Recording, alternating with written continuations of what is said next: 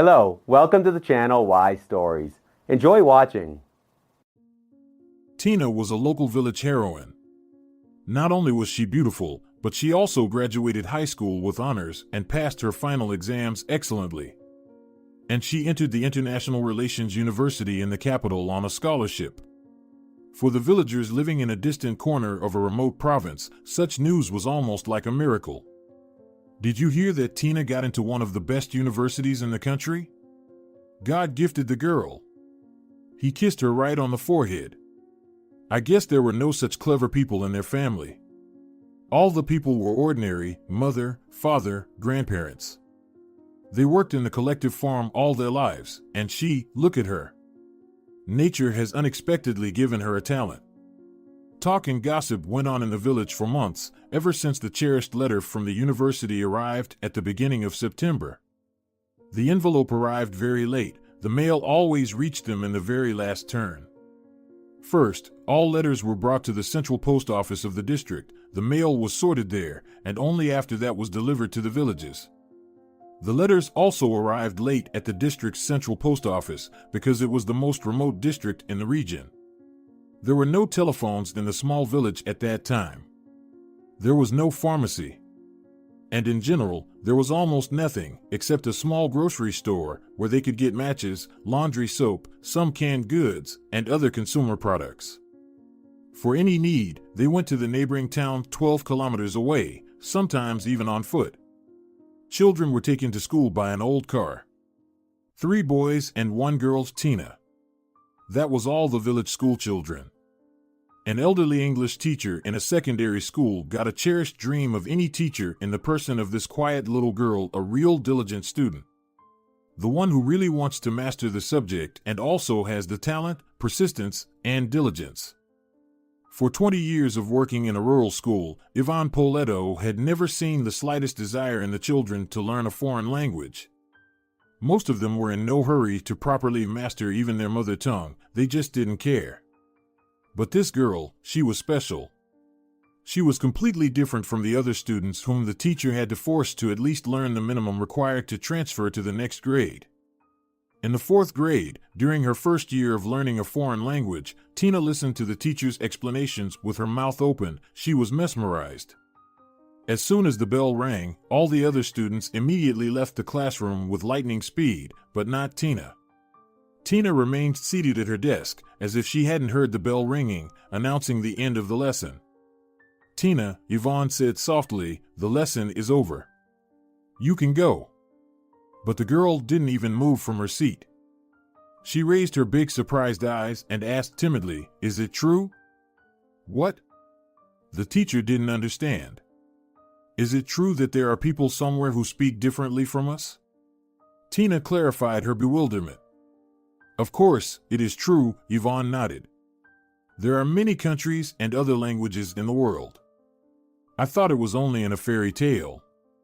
Tina sighed in admiration, and the teacher realized that foreign language sounded like a magic spell to this child, like a key that opens a door to another world. And so it was.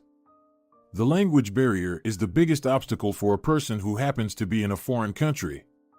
Suddenly the teacher got a sudden inspiration, and he said, sitting next to the girl, the English language will open up the whole world for you, Tina, if you will know it as your mother tongue.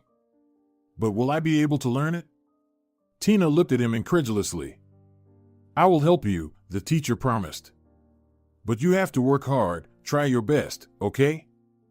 Yes, she nodded seriously. I understand. I will do my best. Since then, they both worked very hard, teacher and student. Yvonne, inspired by the efforts of his student, on his days off, went to a regional center, looked for the necessary textbooks, took foreign language books from the library, and did everything possible to give Tina as much knowledge as possible.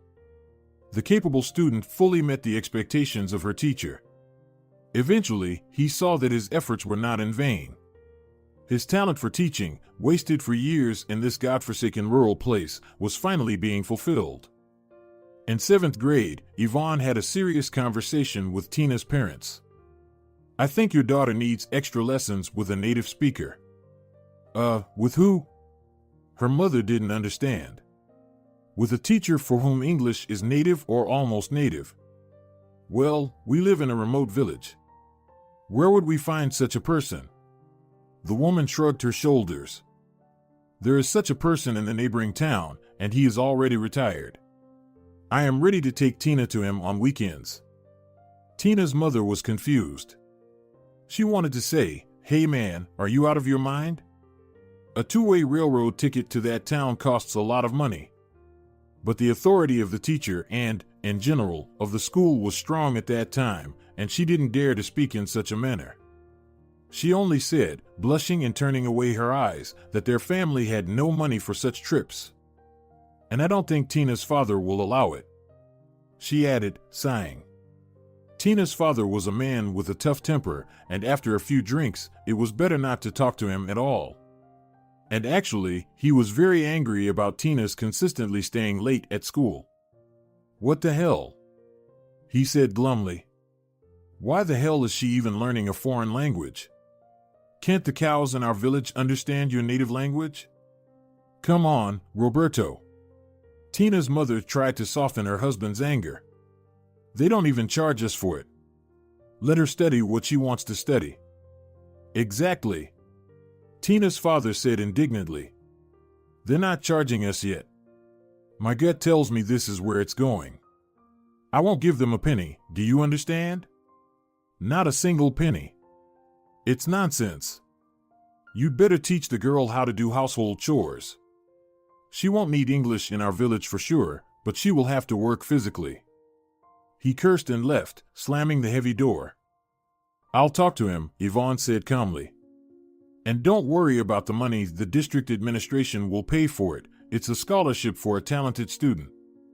Tina won the regional competition 3 times. Well, if they would really pay for it, then okay," her mother said. That was the end of the conversation. However, when Tina's father found out that she and Yvonne would be going to the neighboring town once a week, he became as furious as an angry bull, but her mother stoically withstood all his raging attacks and sent her daughter to her grandmother's house just in case. The family storm subsided and ended with an alcoholic lull at a neighbor's house where Roberto always went to drink. Tina's mother, who was used to such behavior, didn't object. But she never let her drunken husband into the house until he sobered up. After drinking heavily, he always came back silent and calm, and for the next couple of weeks, there was peace at home. The first lesson with Sebastian Flores was like a dream. An old gray-haired teacher had worked for many years as a simultaneous interpreter in the capital at a foreign embassy, but now, in his old age, he had returned to his native land, leaving the apartment in the capital to his son. "You have to change your pronunciation," this new teacher told her. "Yvonne has taught you good grammar, and your vocabulary is good, but your pronunciation, it's terrible." "I'm sorry, colleague," Sebastian embarrassingly turned to the schoolteacher, sitting a little farther away. "That's okay, Sebastian," he said calmly. "I understand everything perfectly well, that's why I brought Tina to you. And you made the right decision. Absolutely right. Together we will be able to prepare this young lady for enrollment in one of the best universities in the capital." He smiled and looked at the blushing Tina. "Don't doubt it, Tina, you are very talented and very hardworking. Together, we're gonna succeed. All right, we're done for today, don't miss your train." "Yvonne," Tina said cautiously on the way back when they were already sitting in the carriage, looking at the monotonous landscape passing by. "Do you really think I can be accepted?" "Yes, of course," the teacher answered her. "There's a chance, very good chance. Now your pronunciation will be handled by a person of such a high level, so you are destined for success." Tina didn't say anything but just sat silently looking out of the window. Such a prospect seemed unreal to her. At home, no one supported the girl, her father was totally against it. And her mother, who secretly wanted her only daughter to have a better life, did not give her any reason for hope. Because her life experience told her that youthful hopes were not destined to come true. However, despite a hard life and unfulfilled dreams, she tried not to make her daughter feel bad about her future. So she simply kept quiet and remained neutral. Returning to the village after her first lesson with a new teacher, Tina found unexpected support in the person of her elderly grandmother. "Let's go to my place for the night, dear," Nora invited her. "Let's warm up in the steam room and then have a cup of tea. I've made cranberry pie." Tina loved to spend the night at her grandmother's house. There was no constant rebuke from her annoyed father in this small, cozy house. There was no arguing, no yelling. She would have loved to live at her grandmother's, but she couldn't leave her unfortunate mother alone. Besides, her father was angry when Tina spent too much time at her grandmother's. "Are you not well at home?" he asked his daughter angrily. "It's warm at home, always enough food, and you even have your own room. What else do you need?" "No, I'm happy at home, Dad. It's just that Grandma needs help too," Tina answered him guiltily. "So help her during the day, and in the evening, you have to be at home, do you understand?" her father said indignantly. That's why it was not possible to visit Grandma Nora too often. But today was a rare moment when her father was in a good mood. So he didn't object when Tina timidly asked to spend the night at her grandmother's house. Their houses stood side by side under a big birch, where Tina's swing, blackened from time, hung on an old thick branch. But the swing was still good. Only once her father had changed the thick ropes, but the board was still the same as when she was a child. In the summer, Tina would often sit on this swing and learn complicated and confusing English tenses. "Tina, darling," her grandmother said to her late in the evening when they were sitting at the table drinking herbal tea after the steam room. "Don't give up your studies." Tina looked at her grandmother incredulously. "What do you mean? Don't give up?" The grandmother continued firmly. "If you succeed, you can go to the big city and have a chance for a decent life. The village is dying. Young people are leaving for the city. Look who's left here. Only the elderly, or the most stupid and lazy, who don't know how to do anything at all. The city will not accept them. But you're a smart girl. So, study. I'll give you money for the trip when it's time to go to the capital. I've got some money in my savings account. I don't need much money for life, so I saved some money for you." She stroked her granddaughter's cheek affectionately. "My darling." Tina even cried seeing her grandmother's tenderness, and hope settled in her soul. If even her grandmother believes in her and is willing to give all her savings, then Tina is ready to conquer the scary and inaccessible university. And so, 3 years after that memorable conversation, it was time to go to the capital. "Don't be afraid of anything," Yvonne, who volunteered to accompany his best student on this long journey, encouraged her. "You know everything very well. Don't be afraid, answer the questions calmly. Imagine you're not at the university, but answering Sebastian's questions. Remember that you have an advantage over others, your excellent grades. It's gonna work. Good luck." After that, Tina only remembered the exam sheets printed on beautiful branded paper. But she absolutely didn't remember the moment when she was answering questions asked by the best professors in the country.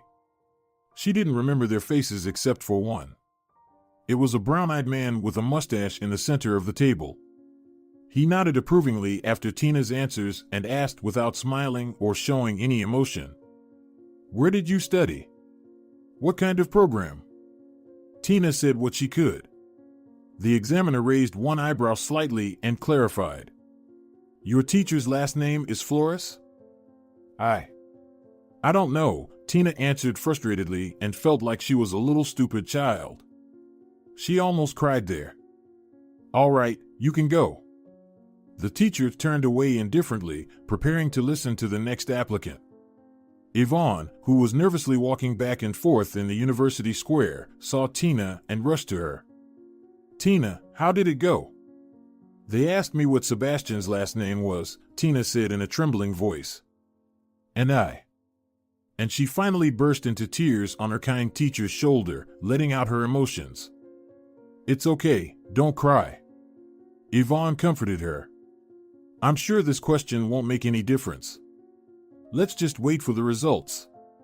The exam results were posted the next day, and Tina had a high score. The passing score will be calculated after the second round of exams. It was announced to everyone at the final meeting. We will put the lists of accepted students at the end of August, or send it by mail if you live in another city. In the evening, Tina and Yvonne went home to wait in hope. When the long-awaited envelope arrived from the district center, only her father was at home. Tina and her mother went for mushrooms across the river to a distant forest. "Look, here's a letter for you." Roberto cheerfully handed the envelope to his daughter as soon as the door closed behind them. Probably a rejection from the university. He laughed at his cruel joke. But Tina got angry, blushed, grabbed the envelope, and ran out of the house, ignoring her father's angry shouts. She was lucky there was a bus at the bus stop, and she didn't have to walk for kilometers to the highway, where she could catch a bus to school. The school building was quiet. It was the end of summer and the students weren't there yet. Today there was no one here except the cleaning lady and a few teachers. "Did you see Yvonne today?" Tina asked the janitor. "I don't think so," she said absent-mindedly, looking at the newspaper. The girl rushed to the second floor and pulled the door, but it was closed. Tina clenched her teeth in frustration and ran out of the school as quickly as she could. When she reached Yvonne's house, located on the highest hill on the outskirts of the village, her heart was about to jump out of her chest. "Here," was all she could say as she put the crumpled envelope on the table. "The mailman delivered it this morning." The teacher looked at the envelope and immediately opened it. There was Tina's last name and initials. "We are sending you a list of applicants who have successfully passed the entrance exams and have been enrolled in the first year of the National University of International Relations." Yvonne ran his eyes over the list and went lower down the list. The names were not in alphabetical order, but according to their scores. "Look." He solemnly handed the sheet to Tina. At the bottom. With a sinking heart, the girl found her last name almost at the end of the long list.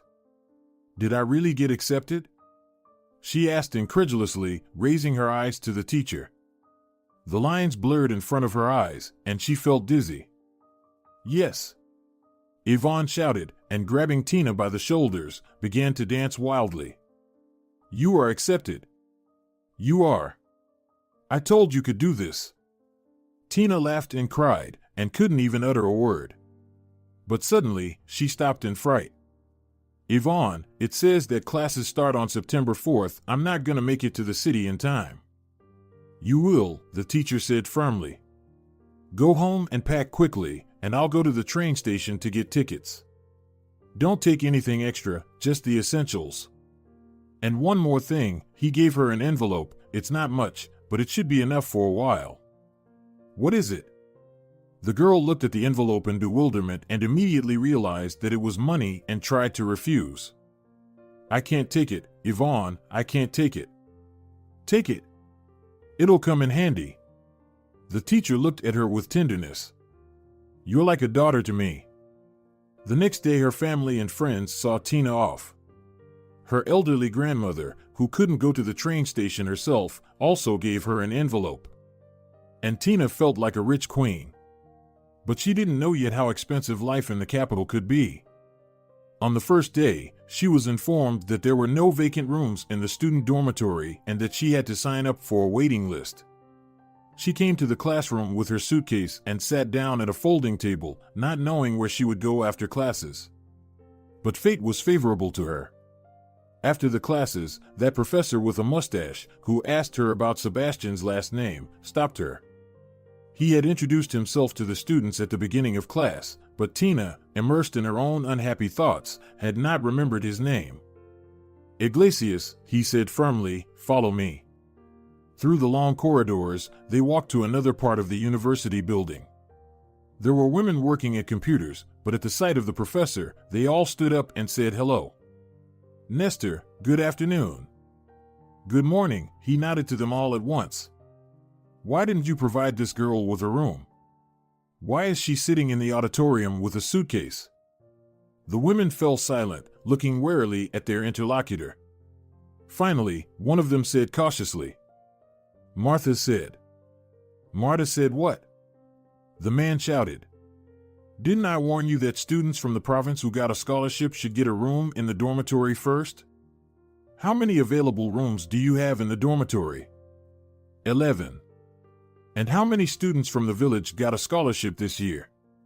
2, the same woman said timidly. 2. The professor shouted. And you refuse to provide her with a room in the dormitory? It's a shame. If I ever hear of such a situation again, you'll be fired, all of you. Is that clear? Yes, Nestor, the women said, almost crying. I hope it doesn't happen again.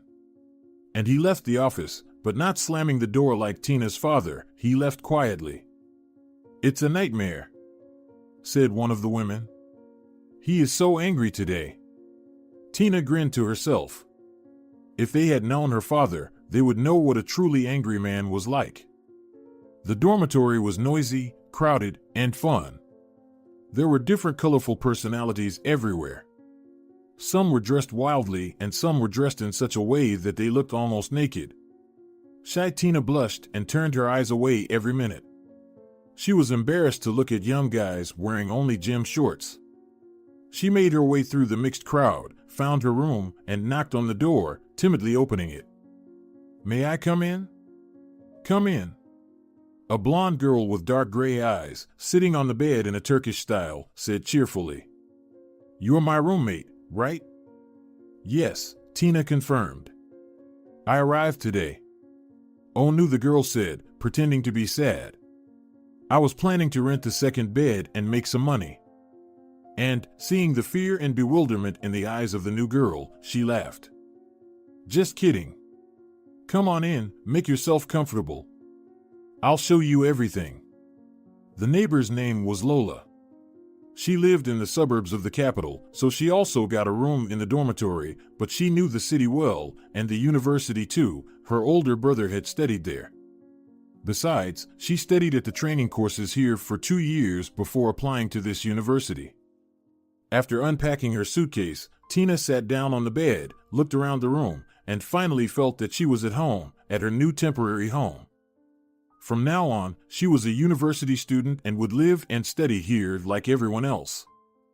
In the 3rd year, Tina, who was already one of the best students, an activist, and editor of the student newspaper, met Daniel. He was a handsome last-year student, his parents were politicians, he lived with his strict grandmother and was going to Norway for an internship in the coming fall. Actually, they had known each other for a long time, but now they began to communicate much more. Everyone knew both Daniel and Tina at the university, but they hardly ever talked to each other. That year, Tina was elected to the student council for the first time, and Daniel was its executive secretary for the 3rd year in a row. At first, the experienced council members only looked at the newcomers cautiously, trying to figure out if this was a worthy candidate. The 1980s were coming to an end, there were big changes in society, and students began to quietly and sometimes openly disregard fundamental values, break the rules, and behave more cheekily. One day, coming early to a council meeting, Tina saw that in the office of the students' organization, where most of the meetings were taking place, the members of the council and other people were reading poetry. She sat in the back and listened. The poems surprised her or even shocked her. They read poems by authors she didn't know at all. And if she knew the author, they read something she had never heard before, for example, the early works of Marquez. The speakers and listeners were so immersed in poetry that they didn't notice that they were already halfway through the time that was designated for the student council meeting. Tina, unlike many others, noticed it but decided not to interrupt the speakers. Finally, someone realized that the non-council members had already taken their books and left, and Daniel looked sternly at those who were still there.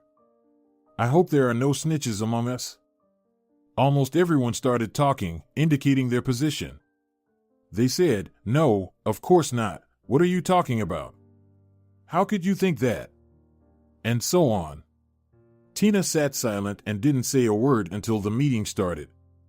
When the meeting was over and the other students had left, Daniel approached her.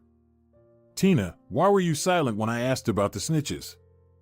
Tina smiled slightly, leaving her eyes serious. I think it's unnecessary to publicize obvious facts. Really? He looked at her curiously. Shall we discuss the obvious facts when we have some free time? Do you really have free time? She asked boldly. I'm not going to have any free time anytime soon. Don't you eat or drink? He grinned. Why? Of course, I do, like everyone else, in the cafeteria. But I think you have in mind some more private places for eating and other things related to the process. I like your idea. He looked at her evaluatively and shifted his eyebrows slightly. Do you live in a dormitory? Yes, she nodded. But I don't recommend coming there. The supervisor is evil at the entrance. Are you talking about Paula? Daniel laughed. I can knock her out with one hand. I'd like to see that, Tina smiled, imagining the scene between Daniel and angry Paula. Paula always yelled at the students who didn't live at the dormitory and at other people trying to get inside. Where are you going? Anyone not living in the dormitory is not allowed in. However, the residents of the dormitory, who wanted to invite guests, persuaded Paula in various ways. The most reliable way was not money, but wool. Paula was passionate about knitting, and she tried to get the rare yarn by any means. Students often gave her different knitting supplies. Paula, here's some high-quality yarn. Let's have a look.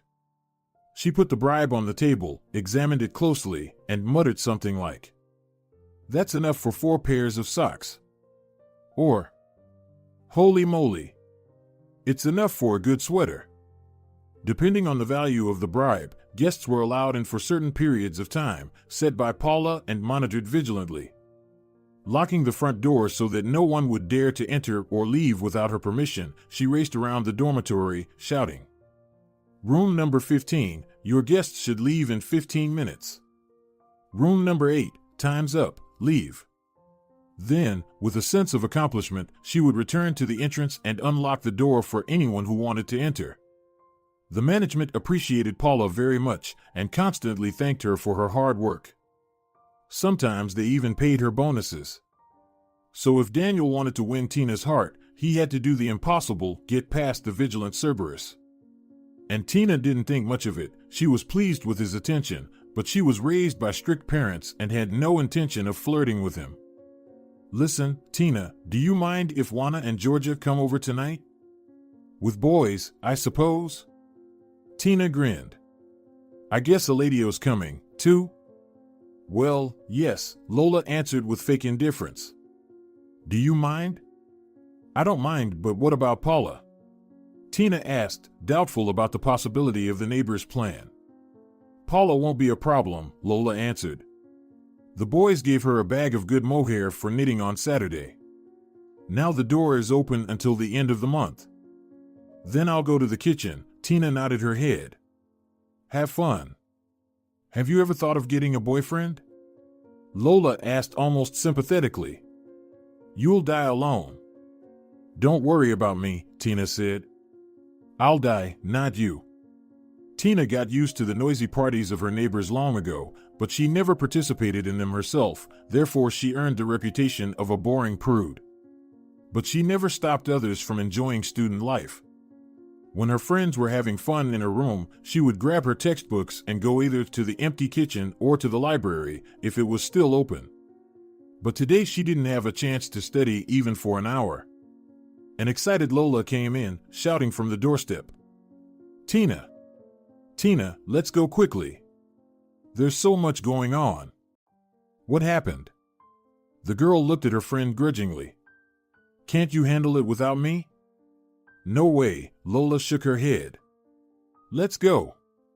Sighing and putting her notebook aside regretfully, Tina obediently got up and followed Lola.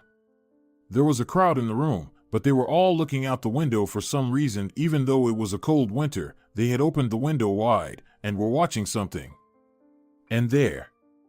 Tina was covered with sweat from horror as soon as she saw the scene. Daniel stood outside on the iron slope of the windowsill, clutching a long scarlet rose in his teeth. He flatly refused to come into the room before you came.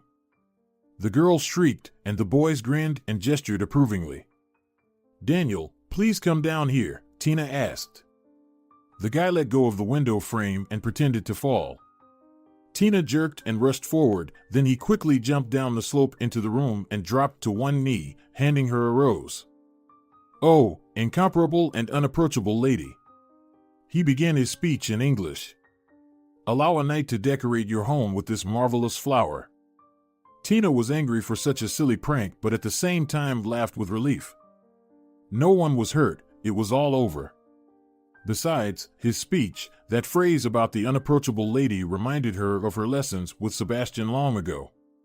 He had called her a young lady then, too. No one else had ever said that. "Bravo, sir!" The boys shouted, whistling and banging their fists on the nightstands. "What a performance! Well done! Hey, Paula's coming!" One of the students came into the room and warned them. "What the hell is going on in here?" Paula yelled angrily, raising her eyebrows as soon as she appeared on the threshold of the room. "Why did you open the window? Did you smoke in the room? Now all of you get out of here. Go back to your buildings. I don't care where you came from, but go home." "Paula," Tina said calmly, coming closer, "it's my fault, I'm sorry." "Your fault?" Paula looked at the girl, who had always been considered quiet and modest. "But what happened?" "It just happened by accident," Tina confessed, blinking innocently. "I was cleaning the window yesterday. I couldn't wait until spring, it was so dirty. It's unpleasant when the sun is shining, and I see dirty spots on the window. I cleaned the window from the outside too, even though it was cold," she said, shivering defiantly. "And I guess I didn't close the latch properly. You see, they don't fit properly into the hole. They've been painted so many times. And today the wind was so strong, so it opened the window. And a crow flew into the room." Tina continued to lie with inspiration. "A huge, cheeky crow. So, we tried to catch it, and it was not going to leave. It jumped on the closet, then on the ledge. We barely caught it. I'm sorry for all the fuss. Please forgive us. You're a good housekeeper," Paula finally said, glaring at Tina. "Are you from the village?" "Yes," she nodded. "It's obvious," Paula smiled approvingly. "And you have respect for the elders, not like other students." She nodded toward Tina's friends, who were sitting quietly on Lola's bed like guilty nestlings.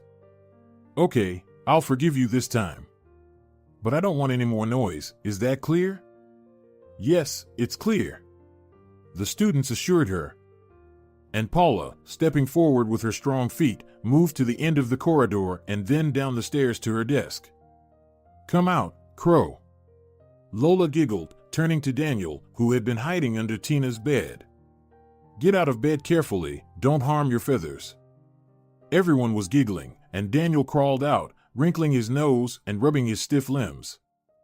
"I'm fine, I'd do anything for a lady." "Stop fooling around." Tina pretended to be angry. "You better think about how you're gonna leave the dormitory." "What's there to think about?" The boy shrugged his shoulders. "I'll go out like everyone else, down the stairs. Paula will find out you don't live here, and then Lola and I will be in trouble." Tina objected. "Well, in this case, I'd better stay here," Daniel winked at her with a sly grin. "Well," Tina grimaced, "there's enough space under the bed for you. But you'll have to leave in the morning anyway because the cleaning lady will be here." "Oh ho," he sighed.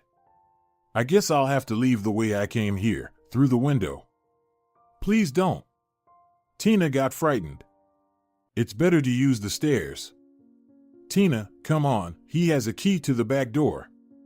The boys laughed. "Did you really think he'd climb in through the window? Seriously?" Tina got furious, feeling offended to the core. "What's the point of all this show then? Did you want to mock the village dummy? Well, you succeeded, congratulations." She left the room and headed back to the kitchen. "Tina." He caught up with her at the kitchen door. "Wait. Go through the back door," he said sternly without turning around. "Go, that's enough for today." "Tina." He suddenly put his arm around her shoulders and pulled her closer to him. Are you always so prickly? After all, it's just an innocent joke. She wanted to say something harsh, but he was so close, and he was looking her right in the eye. Her breath caught, and she forgot everything she wanted to say. She was trembling when Daniel turned her around gently so that their faces were very close to each other. Thanks for not ratting me out to Paula, he whispered. Even though I'm not afraid of her. Congratulations. Tina shrieked, but he was already kissing her. And it was a real adult kiss. It was both scary and amazing. From that day on, they began dating. Of course, she didn't allow him anything but kisses. But the reputation of the shy prude was hopelessly ruined from that moment on. The last bastion has fallen under the brave knight's attack, fellow students joked, but Tina didn't care. She was in love. Every week, Tina wrote 2 letters. One to her mother and grandmother, and one to Yvonne. She told them in detail about her studies, about everything that was happening at the university, and about her life in the capital. She loved to walk around this ancient and mysterious city, to stroll slowly, if she had free time. Quiet, narrow streets and ancient buildings seemed amazing to her. There was nothing like that in her native land. When Tina walked around the city, she felt like she was walking through the pages of a history book. Tina always walked alone. She didn't need a noisy and restless company. If she was not walking alone, this fragile charm disappeared. Old buildings and palaces ceased to seem mysterious. And the rustling trees, the piers of a bygone era, were silent and no longer told their amazing stories. But with Daniel it was different. He was like a walking compendium of stories, and he seemed to know almost everything about the city. Here, this is the Revenue House, he said, showing her the imposing building. It was designed by Gypius. How do you know it all? Tina wondered. My grandmother worked as a tour guide all her life, Daniel explained, at the museum. So I grew up going on all sorts of excursions, he smirked. My parents came rarely. They were in Portugal, then in Morocco, then in Austria, then in Germany, then somewhere else. They have already traveled the whole world, and the same is awaiting you and me. But I won't leave my children with grandmothers. Children need parents. Daniel said firmly. Children? Tina asked a little mockingly. Well, yes, Daniel nodded affirmatively. You and I will have 2 children, a boy and a girl. Wow, you've already thought of that. What if it's 2 girls? Tina laughed. Well, it's possible, Daniel said, but I'm okay with that, too. At that moment he spoke jokingly, but towards the end of the year, he proposed to Tina to move in together and live together. No, she shook her head negatively. I can't live with you before the wedding. Do you really need a wedding? He looked at her questioningly. Do you really want a big wedding with hundreds of guests? I mean, we could just register our marriage without celebration, just you and me. Register? Tina was confused. What do you mean? No witnesses and no guests? Yes, he nodded. Tina, I don't want you to suffer. I would never offer you something humiliating or embarrassing. Although, in my opinion, there's nothing embarrassing about 2 people in love living together. But I respect your point of view, he added quickly, seeing that Tina was about to get angry. I really do. And that's why I suggest we register our marriage now, and we can celebrate it when my parents get here. Next year. Okay? But what am I going to say at home? Tina was confused. Don't say anything yet, Daniel suggested. We will invite all your relatives and friends when we have a real wedding. Until then, we'll live like this, but not for long. In October, I'll leave for an internship. But, Tina said hesitantly and got confused. What? What else? He put his arm around her. What are you afraid of? Daniel, she hesitated for a moment, not knowing how to talk about the sensitive matter. What if we? Daniel realized. Don't worry, we're modern people. We'll register the marriage, you'll go to the doctor, and they'll prescribe you some pills. Medicine is very advanced nowadays, he grinned.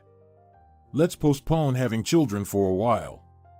I just don't want to leave you like this. I'm there and you're here. I will not feel comfortable, you know? I understand, Tina said, smiling. Are you afraid that without you I'll find someone else? Exactly, he pressed her tighter against him. I'm very afraid. Maybe you'll get an academic leave and we'll go together, eh? Well, no. Tina refused.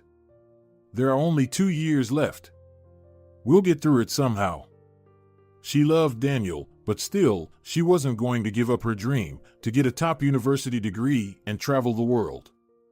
The big world, the real world, with all its diversity. If she agrees to everything Daniel suggests now, she'll say goodbye to her diploma and to her dream. Endless relocations, life at the embassy, it is interesting and tempting. But you never know where they'll send you after the internship. What if they send us to Somalia? Is she going to finish her studies there? And then she will have her first baby, and that will be the end. Her dream will never come true. They registered their marriage at the very beginning of June, and at the end of September, he left for Norway. Tina cried for a while, but she stopped herself in time. She had no time to be sad, she had to study. And she immersed herself in her studies, as before. Seminars, lectures, term papers, and student newspaper, which they published in foreign languages, there were enough things to do. The only thing that had changed was that she no longer lived in the student dormitory. Before Daniel left, he introduced her to his grandmother, a tall, skinny, stern-faced old woman. His grandmother was the only person he told about the marriage. No one else was informed, neither friends nor parents. Daniel explained that he didn't want to upset his mother. My father doesn't really care, he barely notices us all, he told Tina with an ironic, bitter chuckle. But Mom, she always wanted me to find my true love, a life partner who would be right for me. She wanted it to be like it was supposed to be, an introduction, a wedding, many guests, you know? I don't want any of that, but I don't want to upset my mother. If we tell her now, she'll be worried. If everyone finds out we're already married, we won't be able to have a proper wedding, and it's very important to my mom. I know it's all just strange bourgeois prejudices, but I hope you understand. I do, Tina nodded, I understand. My mom probably wants the same. So let's not make them worry. You'll graduate, I'll come back from my internship, and my parents will come back home. Then we'll have a real wedding. What about Grandma? Won't she tell anyone? Tina's worried. Grandma's my best friend. Daniel answered proudly. She's like a soldier, if she has to keep quiet, she'll keep quiet, no matter what happens. After they got married, they went to visit his grandmother. The apartment where she and Daniel lived shocked Tina, high ceilings, moldings, a bronze chandelier. Beautiful expensive curtains, like from the movies. And the furniture. It seemed to Tina that such furniture could only exist in fairy tale palaces. She ran her hand over the polished surface of a huge sideboard on carved legs. It seemed as if the warm wooden surface was alive. Good evening, children. Grandmother greeted them, sitting in a high armchair and smoking a pipe. She is just like the Duchess from the Alice cartoon, Tina thought, trying not to stare at everything too intently. Well, let me congratulate you. The elderly woman continued calmly. Now you are husband and wife, and you are the masters of your lives. Daniel, I am very glad that you informed me. It is possible that before you return there will be only a box of ashes left of me. Grandmother. Daniel started to protest, but the old woman raised a thin, wiry hand and continued. In that case, I shall rely on you, sweet girl. My dear, what is your name? I'm sorry, I forgot, it's because of my age. Tina, she said. Well, Tina. If my soul leaves my body before the arrival of other relatives, you will have to take care of the funeral chores as my grandson's wife. Grandma, let's get to the happier part, okay? Daniel asked. We've already discussed your funeral 1,000 times, isn't that enough? It's too early for you to think about such things, but when the time comes, you may not talk about your funeral at all. But it's my funeral, and it has to be done properly, the old woman said calmly. Well, all right, your wife and I will have time to talk about this fascinating matter. But now, let's discuss more down-to-earth and fun things. Rosalia. She took a copper bell from the table and rang it. Footsteps sounded at the other end of the large apartment, doors slammed, and in a few minutes, Rosalia showed up, a middle-aged woman dressed in a simple blue dress and a white apron. And it seemed to Tina again that she was in the 19th century.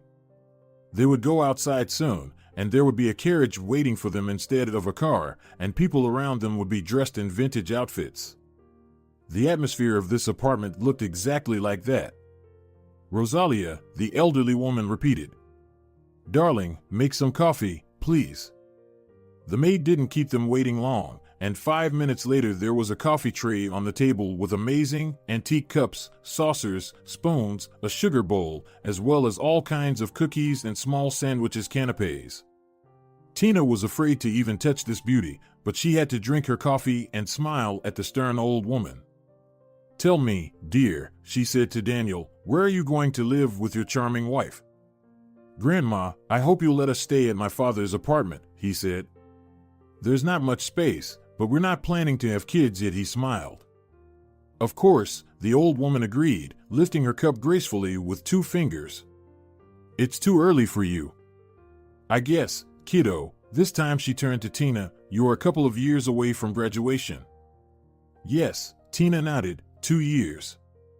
"But I don't expect to live in your apartment." She was embarrassed by her own words and lowered her head. "Daniel will leave soon. What will I do there alone? I'd rather live in a dormitory, like before." "So do you think that by becoming part of our family you won't have any responsibilities?" the old woman asked sternly, and Tina turned pale as she realized she had said the wrong thing. "Grandma!"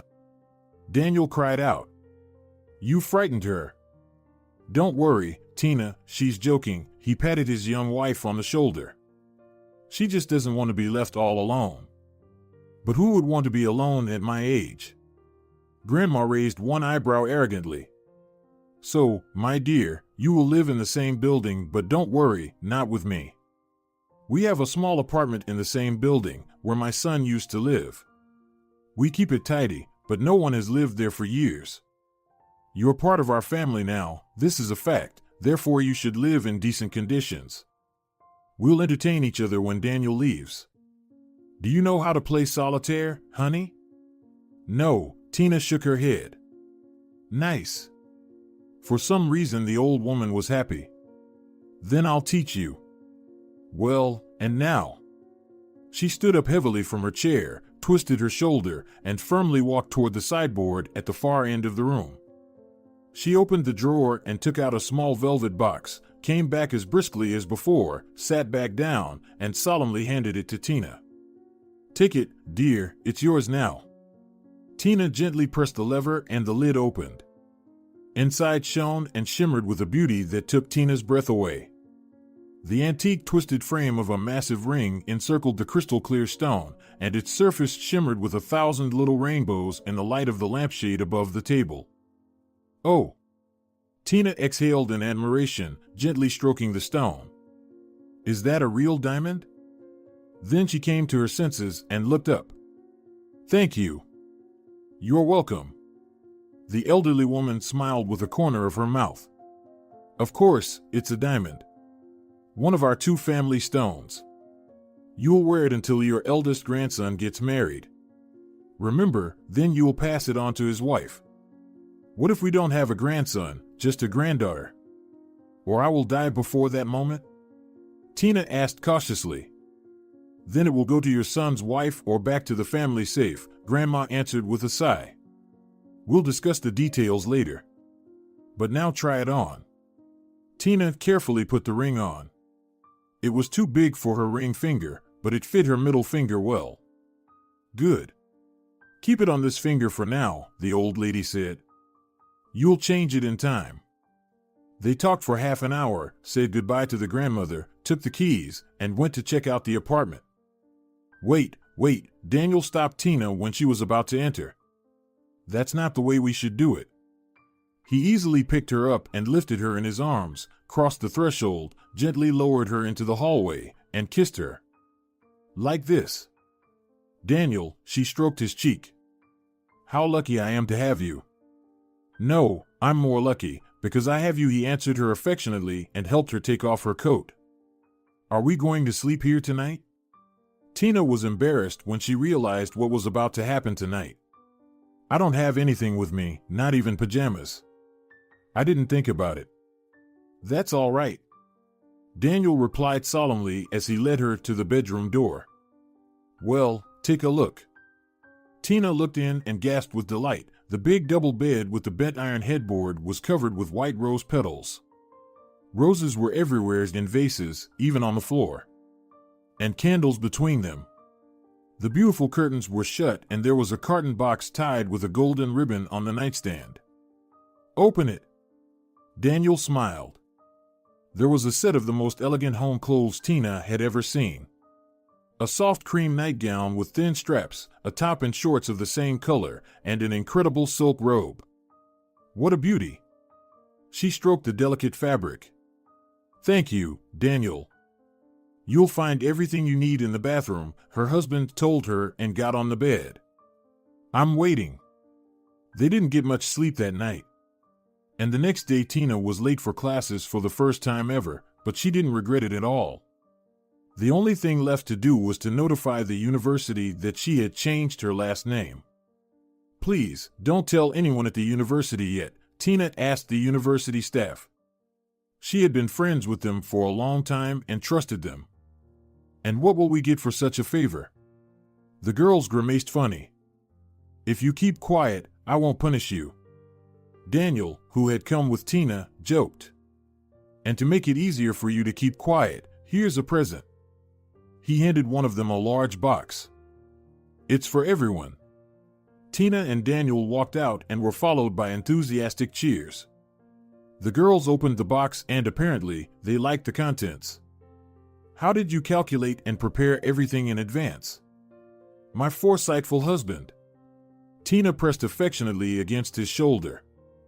You should get used to this. He looked around and gave her a quick kiss. Well, see you tonight? See you tonight, she smiled and stood outside the classroom for another half a minute, watching him walk away down the corridor. And so, the new academic year began. Daniel had left, and Tina was left in this beautiful and still somewhat unfamiliar apartment, which was too spacious for her. From now on, Tina's days went like this. In the morning she would get up early, 2 hours before classes, make some homemade buns, pies, and other treats and bring them to grandmother Serafina, that was her name. Serafina, good morning. Tina said cheerfully as she entered the large, dark apartment. The old woman couldn't stand bright light, her eyes were watery, so the curtains were almost always drawn. I brought you some buns. Tina, my dear, the grandmother answered, I've told you so many times, don't worry about me, Rosalia feeds me perfectly well. I don't want to hear anything about it. Tina laughed. Daniel told me to take care of you, so you will have to eat buns. The old woman also smiled happily, and it was obvious that she was very pleased with the attention of her new family member. They discussed all sorts of small things and plans for the coming day. Sometimes Serafina told her something interesting about the city, though more often it was over dinner. They had dinner together, too. Tina felt very lonely in the long evenings alone.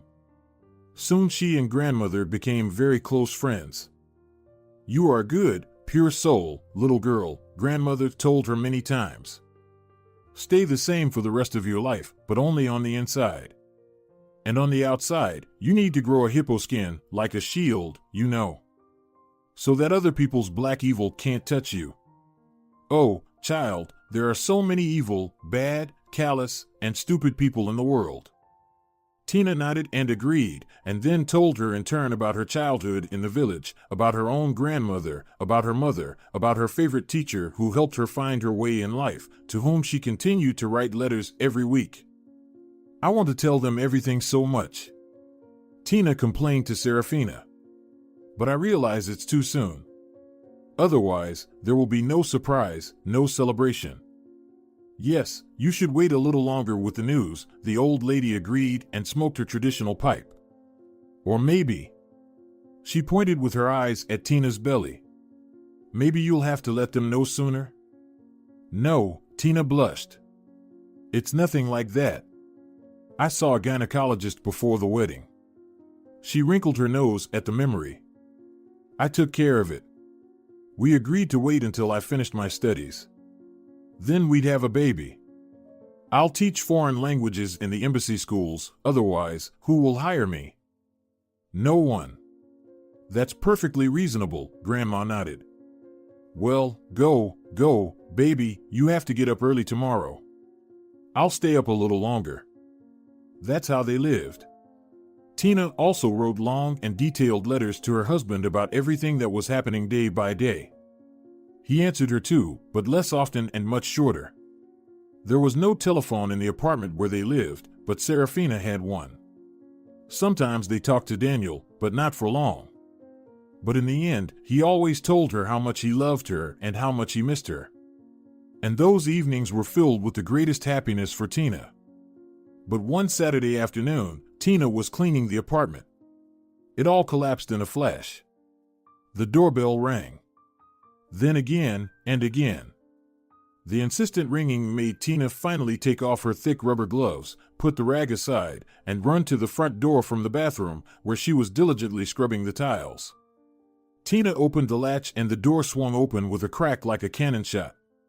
Tina stepped back in fright. A fat woman with bright makeup and a disgruntled, squeamishly crooked face stepped over the threshold.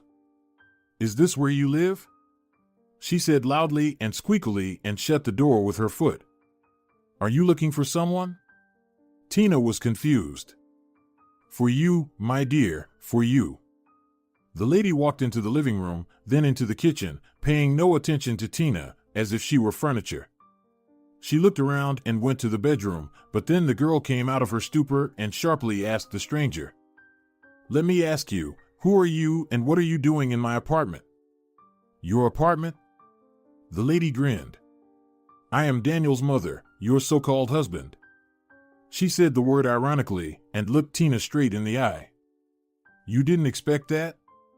Tina was completely confused, everything jumbled up in her head, and an old, black and white photo and a family album came to her mind, showing Daniel's parents at their own wedding with a big bouquet. And another picture of his mom, a very young, smiling lady, holding a 3-month-old baby boy's little Daniel. This fat woman was nothing like that young and sweet girl, but people change over time. "You're back from your business trip already?" It was all Tina could utter. "Already," the lady announced and stood right in front of Tina. "Listen to me, girl." It sounded like a verdict. "My Daniel is not for you, rustic redneck. He had plenty of girls like you. I don't know what you've done to enchant him, you must be good at spreading your legs."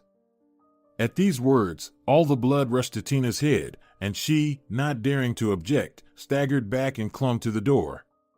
And the lady went on without paying the slightest attention to this fact. "I have absolutely no idea what he told you. Men can be very persistent if they need something. But as a woman, you must understand me," she grinned nastily again. "You shouldn't get your hopes up. No country girl will ever, do you hear? No country girl will ever enter our family as my daughter-in-law. Me and Daniel's father already have a suitable match for him. They studied at the same course, a good, decent girl from a very decent family. Not like you, redneck. Besides," she walked into the room as if she were at home and sat down on the sofa, took out a handkerchief from her purse, and wiped her sweaty face. "Besides, we don't need low-quality grandchildren from such plebeian blood as yours. You're incapable of giving birth to a normal child, you country idiot. All country people have underdeveloped brains." She went on and on with some horrible insults, saying something else. And finally, Tina just couldn't take it anymore. "Go away, please," she wrapped her arms around her head. "What? What did you say?" The mother-in-law was indignant. "Should I leave?" "No. You have to get out of our lives immediately, do you hear me? Immediately. I don't want you to be here when Daniel comes back. Do you understand? Get out." Tina, who had never been so insulted by anyone before, shouted out loud. Bitter tears streamed down her face, but she didn't notice them. Her temples were pounding frantically, and she was short of breath. She wanted to break something, preferably the head of this horrible woman. But Tina overcame this terrible impulse, ran to the front door, swung it open, and screamed with all her might. "Go away, or you will regret it." The woman was shocked, turned pale, got up from the sofa, and, looking at Tina fearfully, moved toward the exit. She cautiously made her way through the apartment, as if expecting an attack. And finally, having jumped out of the threshold, she yelled one last time. "You country bumpkin! You're wild. You shouldn't be in a decent society." And she ran down the stairs. Tina slammed the door behind her and slumped to the floor on weak legs. She had a terrible headache, her eyes were swollen from crying, and she desperately wanted to just fall asleep and then wake up in the morning and realize that it was just a terrible nightmare. But it wasn't a nightmare. Her life really fell apart that day. Tina had a lot on her mind that day. That lady offended her. How could she talk like that? Tina kept replaying over and over in her head the terrible phrases and accusations Daniel's mother had showered her with. Lying sleepless in the dark on the big bed without her beloved, Tina cried and couldn't stop. She was having a real hysteria, a nervous breakdown. But she was inexperienced in such things and she didn't know what she could do.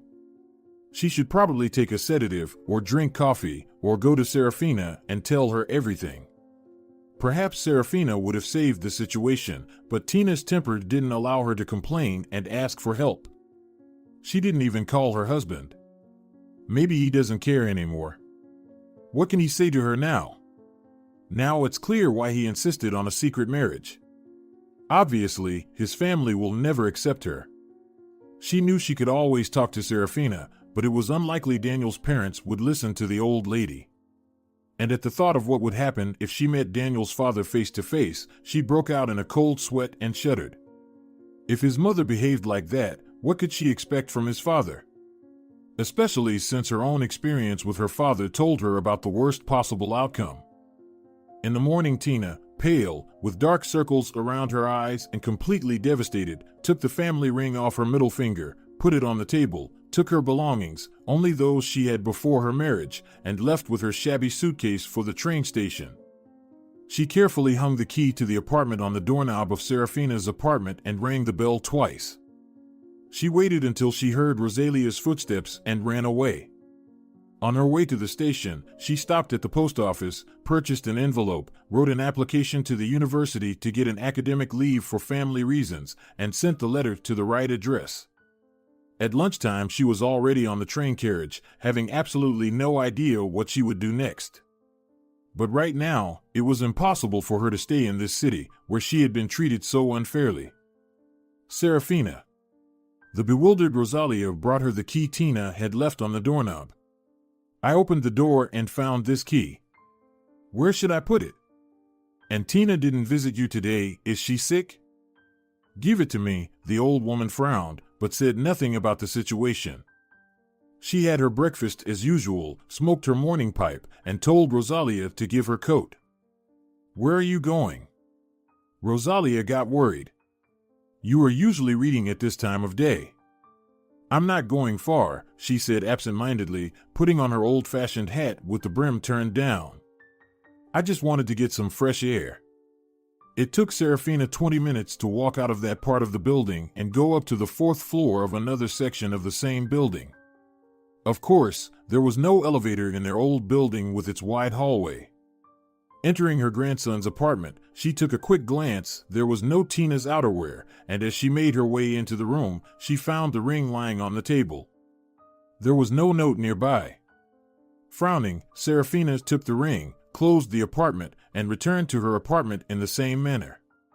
When she arrived, she sat down in her high chair, closed her eyes, and told Rosalia not to disturb her on any pretext for the next hour and a half. Rosalia took advantage of this short break, took her coat, and slipped out of the apartment to walk to the nearest pastry shop and talk with the other housekeepers over a cup of coffee. Rosalia sat down at a small table by the window, took out a cheap compact powder, and fixed her makeup. Then her friend and neighbor Agata came, and then other women who usually got a break at this time. It was the most convenient time. The hosts had left for work or somewhere else after breakfast and would only be here for lunch, so they had half an hour to talk. 5 minutes later, a pretty Susanna from the 19th apartment joined them. "Oh, girls, you have no idea what was going on yesterday," she informed her friends in an excited tone. "Nadi came back yesterday and started attacking everyone. Honestly, Rodrigo and I didn't know where to hide. Then her husband came back, and she started yelling at him, too. She complained about everything. He listened to her hysterics silently for a while, but then he couldn't stand it anymore, banged his fist on the table, and said, 'Shut up, woman, or I'll hit you right now.' She sobbed and answered him, 'I've just been to your apartment, where our son lives with his redneck. The one he calls his wife in public. Have you ever heard of it?' I told her everything I thought about her. I told her who she was, who we were, and what she should expect. And she cried like a white whale. Then her husband asked her, 'How did you know where Daniel and his wife live?' I heard the housekeepers talking in the pastry shop that Daniel and his young wife had moved into the apartment with the dark walnut door on the 4th floor. He didn't say a word to us, little bastard. He rented an apartment in the same building and didn't say us anything.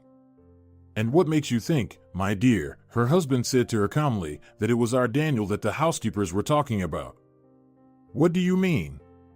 his wife said in confusion.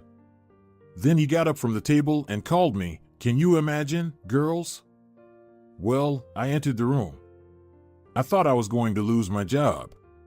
The owner asked me calmly, "Susanna, my dear, was it you who told the neighbors about Daniel in the pastry shop?" And I answered him, "I did say that, Lionel, but not about your son Daniel, about another guy from next door. I think his name is Daniel too. I heard from Rosalia that he got married a couple of months ago and now lives with his wife on the 4th floor. And his wife is a sweet, affectionate woman. Did you hear that?" Our boss turned on his wife. "Immediately go to them, you damn dummy, and apologize. You broke into someone else's apartment. Ugh. How am I supposed to look them in the eye now, huh? Why are you flapping your eyes, stupid? It's a shame. And our Daniel is renting an apartment in another building. I gave him the money for that." He told her something else, but I couldn't hear. I ran out of there. Wow. Rosalia's eyes widened. "So your hostess went to Artina?" "Oh, my gosh." And I wondered why the key was hanging from the doorknob. "What key?" The friends were curious and narrowed their eyes inquisitively. But Rosalia was smart enough not to explain anything to them now. "Oh, it's time to go," she realized. "I need to go, girls, or Serafina will scold me. We'll talk later, some other time." When Rosalia returned home, she went straight to Serafina, knocked on the door cautiously, and when she heard that she could come in, she rushed to her hostess and told her what she had heard from Susanna. "You are very smart, Rosalia," Serafina said thoughtfully. "I'm very happy that you're working for me, thank you. If the Alonsos come, well, the parents of Daniel Alonso, tell them that I am not at home. Understand? Whenever they come, I'm not at home."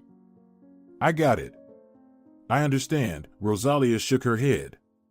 "But Serafina, what about our dear Tina?"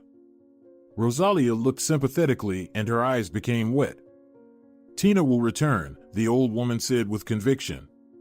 "Come on, Rosalia, it's okay, don't cry. Everything will be fine." Serafina relaxed in her soft chair again and closed her eyes tiredly. She sat like that for 15 minutes, rose again, went to the telephone, picked up the receiver, dialed the number, and said, "Could you please connect me with the embassy?" Yes, of course, I'll wait." Tina looked with red and dry eyes at the vast native land running outside the train window. She had no more tears. Last night, she had already cried all the tears that nature had given her for this period of her life. But it was even worse without tears. She felt like everything was burning inside, and her swollen eyelids itched terribly. After thinking for a while, she got up and went to the conductor's compartment. "Good evening, do you have any eye cream or eye drops? Something got into my eye and it itches terribly." "We don't have any creams," the woman said indifferently. "Would you like some coffee?" "Yes, please," Tina said faintly and was about to turn and leave, but then the conductor looked up at her and apparently felt sorry for her when she saw the condition of her eyes. "I can give you some Vaseline, I have one unopened. It costs 1.50. "It's better than nothing," Tina shrugged her shoulders. "Thank you." The Vaseline made her eyes feel better, and she even sipped hot coffee and cheered up a little. Her head was no longer buzzing, and she lay down to try to take a nap. She had a long ride ahead of her, though it was unlikely that she would fall asleep now. Her thoughts took her far back in time, when she was traveling on the same train, but in the opposite direction to a distant unknown city, full of bright hopes. Then her first class, confusion, unexpected help of the professor, dormitory, meeting Lola, student years, Daniel. He is so handsome, so clever, so intelligent, she loves him so much. Maybe he didn't know about this conversation at all, and his mother wouldn't be able to stop them? Although, stupid redneck? That's what his mother called Tina. Maybe she is right.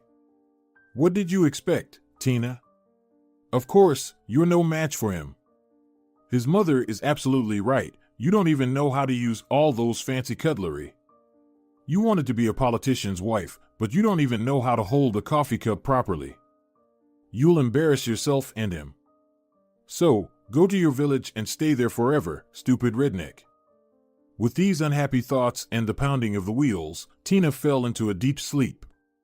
The gloomy morning was already slipping into a long, boring gray day when Tina finally woke up. It took her a while to understand where she was and to remember how she had ended up on a train in the middle of the academic year. She quickly recalled the events of the last few days and smiled bitterly at her reflection in the window. So, did you become the wife of a successful politician? The fairy tale life is over. Go to the village, Tina, see your family, and tell them some lies about life in the capital and why you came to your native land in the middle of the academic year. And then come back and study, as before. Except they won't give you a dormitory room anymore. Well, it's okay. You can rent a cheap room, that's how a lot of students live. You'll work part-time as a tutor and survive the remaining 2 years somehow. It's silly to give up everything because of a broken heart. That's what Tina said to herself, and she finally calmed down. She felt sorry for Serafina. How would she live there all alone? But what could she do? Fairy tales transferred to real life rarely have a happy ending. Having come to such a disappointing but reasonable conclusion, Tina felt wild hunger. Since she didn't have any food, she went to the train cafeteria. She looked at the menu for a long time and finally ordered the cheapest breakfast she could find, scrambled eggs and cafe. She waited for the order, ate with gusto, and felt alive again. She went back to her compartment and looked out the window again. Then she got bored and took out a textbook from her suitcase. Why waste time? She had already missed a couple of lectures she needed to catch up. By evening, immersed in her book, she suddenly realized she hadn't thought about what to say to her family, why she suddenly came to the village in October. Winter break was far away. What could she say? She hadn't thought about it when she'd gotten on the train in frustration. And now, as luck would have it, nothing smart came to mind. Eventually, Tina decided not to come home at all. Why would she do that? Of course, she wanted to see her mother and grandmother, to talk to them, to ask for advice. especially from her grandmother. Her own dear grandmother, whom she hadn't seen for almost 4 years. It was strange, but Serafina reminded Tina of her own grandmother, despite all her primness and aristocratism. Maybe all grandmothers are the same? She didn't know the answer to that question. Unfortunately, she would only see her dear teacher. She could tell him everything. He would not cry, would not scold her, and would not touch the fresh wound. She would stay there for a couple of days and then take a return ticket. Having made this decision, Tina finally calmed down and fell asleep again. The train arrived early, at 6 in the morning. But she had to take a bus to the district center and then another bus to her village. A long journey. She had lived in the capital for almost 4 years and had already forgotten how far away her village was. In the afternoon, she reached the village where her school was located. There were familiar outlines of buildings, a bus stop, and a school porch. It was a weekday, so Yvonne was in the classroom, as always. So, children, today we are going to learn the simplest form of all the tenses in the English language, present simple. Write it down in your notebooks. Tina peeked cautiously through the ajar door. There he was, the familiar, dear silhouette standing near the blackboard, writing something with chalk. She would not distract him during the lesson. A serious audience of 7 people should listen to the lesson according to all the rules. Only 7 students. What's going on? Soon there would be no one left in the village. Accompanied by such unhappy thoughts, Tina sat down on a chair in the corridor and waited for the school bell to ring. Knock, knock. She peeked into the classroom when the students left. May I come in? Tina. Yvonne looked surprised. Why are you here? Aren't you happy to see me? Tina replied with a mocking smile and immediately came up and hugged the teacher. Everything is fine at the university, don't worry. I'm here for just a few days. Did something happen at home? The teacher got worried. No, as far as I know, nothing.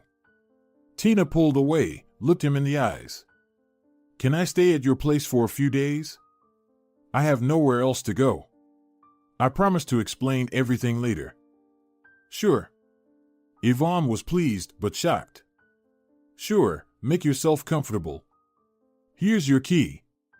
Do you remember where I live? He joked. I have classes until 2 p.m., so I'll see you later, okay? Of course, I remember, Tina assured him, took the key, thanked him, and left the school. She wandered slowly through the village, looking at the changes that had happened while she was away. However, she didn't see any special changes. Well, there was a new roof on one of the houses. And the tree above the telegraph pole because really huge.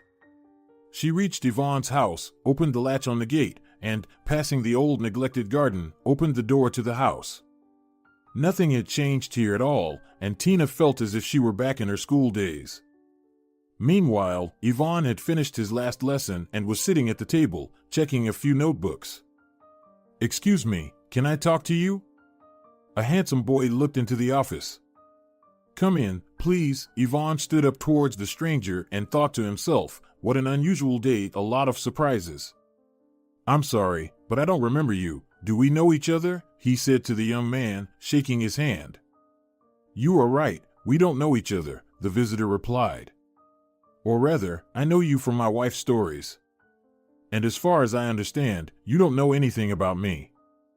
I guess so. Yvonne was a little confused. Are you visiting someone here? Not really, the boy laughed and suddenly slapped himself on the forehead.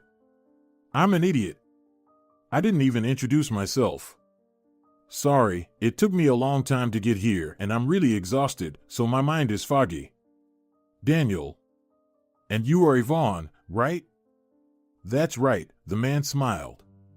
Please, take a seat, he pointed to a chair. Tell me, what brought you here? My wife, Tina Iglesias, studied here a few years ago, the man said. We had an unfortunate misunderstanding, and according to my information, she was supposed to arrive here today. Tina? Yvonne was surprised. Tina got married? Yes, Daniel smiled. I know she hasn't written to you or even told her relatives. But we'll fix it today, he promised. Really? Yvonne rubbed his temple thoughtfully and wondered whether he should tell this man that Tina was at his house. But he pushed the thought away from him and decided that he would do everything possible to protect the girl dear to his heart from uninvited guests. Have you seen her by any chance? Has she come to see you? Daniel asked with evident hope. I reached the nearest city by plane and then took a cab from there. I hoped to meet her at the train station, but I didn't make it. He didn't mention that before that flight he had another one, from Oslo to his native country. She was here an hour ago, Yvonne said with a sigh. And I believe right now she is at my house. Really? Daniel rejoiced. May I ask you to show me the way? Of course, Yvonne nodded. But you will have to wait a little while I finish some work here. Of course. Daniel said quickly. I'll go for a walk around the neighborhood. But please, Daniel, Yvonne stopped him, don't try to find the way without me. Any villager can show you where the teacher's house is, but don't do that, please. Yvonne, Daniel replied with dignity, I am not the most virtuous man in the world, but I am not a scoundrel. I realize that you don't know me at all and you want to protect Tina. I appreciate that very much. And I will not try to sneak into your house, I promise. He tilted his head as a sign that he had finished speaking and wouldn't interfere any further. Then he left the classroom. Yvonne smiled at his own thoughts, nodded approvingly, and went back to the textbooks. He had developed this quality in himself long ago. Nothing should interfere with his work. Whatever was going on, finish your work first. An hour later, he and Daniel were on the same road as Tina had been just before, talking about everything along the way. Yvonne became more and more convinced that Tina's husband was a good man, and was glad that he had not yet lost his ability to understand people's nature. Visitors were so rare in the village that there was simply no one to use and improve his social skills on. Daniel, Yvonne said as they approached the house, please wait outside for a few minutes while I inform Tina of your arrival. It would be unfair to shock her like this. Can you imagine her feelings when she suddenly sees me in your company? Yes, Daniel agreed. I wanted to offer the same. And if she doesn't want to see you, I won't persuade her.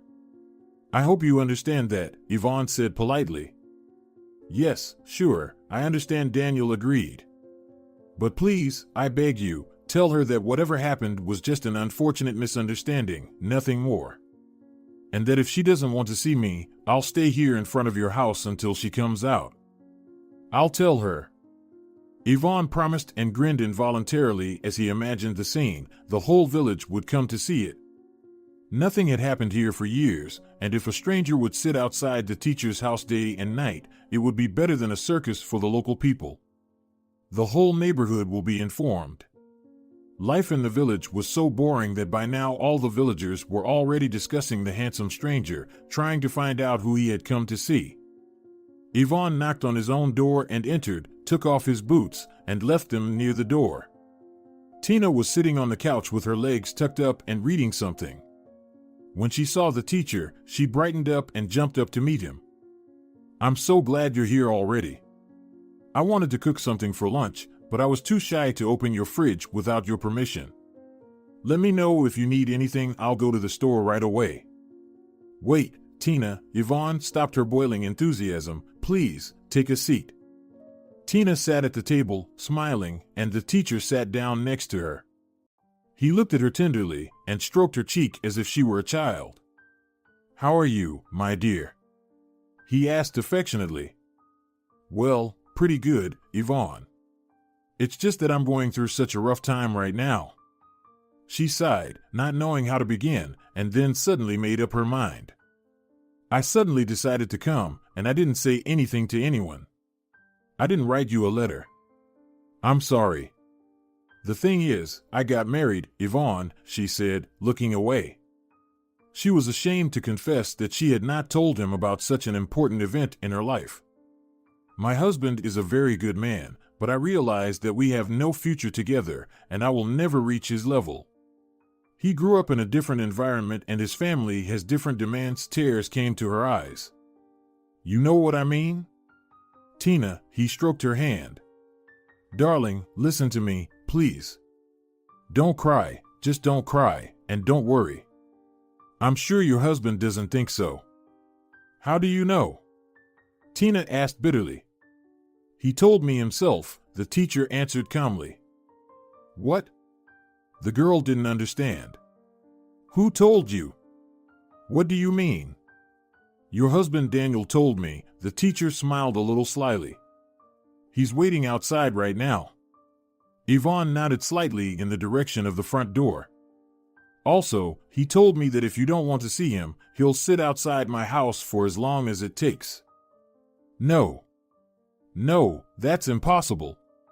Tina shook her head in confusion, pushing away the information that didn't fit reality. Yvonne, you've obviously misunderstood something. Daniel is in Norway now. He's on an internship there. Well, then go and see for yourself, the teacher suggested and shrugged. Maybe I really did misunderstand something. Tina jumped up and raced around the house, not knowing what to do. She looked out the windows, but they were on the other side of the house. She only saw an overgrown, unkept garden. The long bare cherry tree branches were banging on the window. Tina felt a heaviness and pain in her heart. She looked at her teacher in desperation, hoping to get some advice. He answered her with a calm, wise look. He covered his eyes for a second and nodded, which meant yes, of course, go and talk to him. He is waiting for you. He traveled hundreds of miles to see you. The wise teacher nodded his head toward the exit. Tina cried out, like a shot bird, and rushed to the exit without shoes, wearing only socks, even though it was freezing outside. Tina! Daniel saw her and rushed towards her. She rushed toward him too, as fast as she could, not feeling the cold, not thinking about the fact that she wasn't even dressed properly. Tina! He put his arms around her, hugged her tightly, and showered her face with hot kisses. My love. My little silly girl. Why did you run away? My God, you are barefoot. He picked her up in his arms and carried her into the house. Yvonne sat at the table with a hand under his chin, looking through the dusty window into the overgrown garden at the cherry branches and the clear sky between them. And his eyes were full of tears of joy. Until late at night, the newlyweds, who had found each other again, and the elderly lonely village teacher talked and sipped hot strong coffee with cognac, which Yvonne solemnly pulled out of his meager strategic reserves, saying, We should definitely celebrate such a meeting. You know, Daniel, I don't really drink alcohol. But today. I understand, Daniel smiled. I'm a bit emotionally drained too. Tina, you should drink some, too. You've suffered the most, my poor little girl. Interrupting each other, they told Yvonne everything that had happened in the last year, and especially in the last few days. Tina was not aware of the events that had taken place during the 2 days when Tina had been on the train, dying of shame and grief. Therefore Daniel talked more about it. Just try to imagine it. I am in Oslo, at the embassy, working quietly, and of course I miss my young wife. He smiled and hugged Tina by the shoulders. And then I got a phone call. Naturally, I immediately thought about the worst and, first of all, I assumed that something happened to Grandma because she's already 83 years old. I rushed to the phone for ordinary civilian conversations, picked up the phone with a sinking heart, and heard Grandmother's voice. I felt better in the first few seconds, but then she told me something that almost made me faint. But the chair came in handy. Anyway, she talked to me in her typical manner. Well, you know what I am talking about, sweetie, he winked at Tina. And he uttered, humorously copying his grandmother. Dear, just don't worry, but you have to come back home as soon as possible. Of course, I was shocked and asked, what happened? Nothing happened yet. She told me calmly. Everyone is alive and well. But if you don't come right away, the irreparable will happen. Jesus, Grandma, can you explain? I got really angry and just yelled into the phone, and the employees who were passing by stared at me. It was embarrassing. Listen carefully, my boy, I won't repeat it. Grandma told me about it as briefly as she could. Our neighbor Nadi, the mother of your classmate Daniel, burst into Tina's apartment and told her in a rude way that she was a country redneck and that she is not worthy to be part of such a decent family. Daniel Alonzo's mother? I was shocked. Is she a moron? Moron. Indeed. Her tiny brain can only be described by this. My grandmother agreed. But in this case, she was just mistaken, you know? She heard the girls in the pastry shop chatting about Daniel and decided that it was about her son, that her son Daniel had moved into the same building, rented an apartment for his girlfriend, and was about to marry her, according to rumors. And in the meantime, he introduced her to everyone as his wife. In fact, that Daniel is renting an apartment for this purpose. But not in our building, but somewhere else in the neighborhood. But the housekeepers also made a mistake and misunderstood. That's how rumors and misunderstandings almost ruined a few lives. The grandmother sighed heavily. And Tina. You know, dear, we became best friends while you were away. She is a beautiful, sincere, pure, caring girl. So Tina thought it was your mother who came and said all those horrible things to her. She left without telling anything to me. She also left the key and the ring. I did my investigations and found out that she'd bought train tickets the same day. She's clearly on her way home now. Oh, my God, my head almost exploded when I imagined what you must have thought. Daniel looked regretfully at Tina. I'm sorry, honey, I'm sorry you had to go through that. I should have shown you the recent pictures of my parents. My grandmother doesn't even have any. Just the old ones from the wedding. No one thought this would happen. My mom is nothing like that idiot Nadi, believe me. The whole neighborhood is sick of her behavior. Look, here are my parents. And Daniel handed Tina and Yvonne a color photo of a well-dressed couple sitting, posing for the photographer.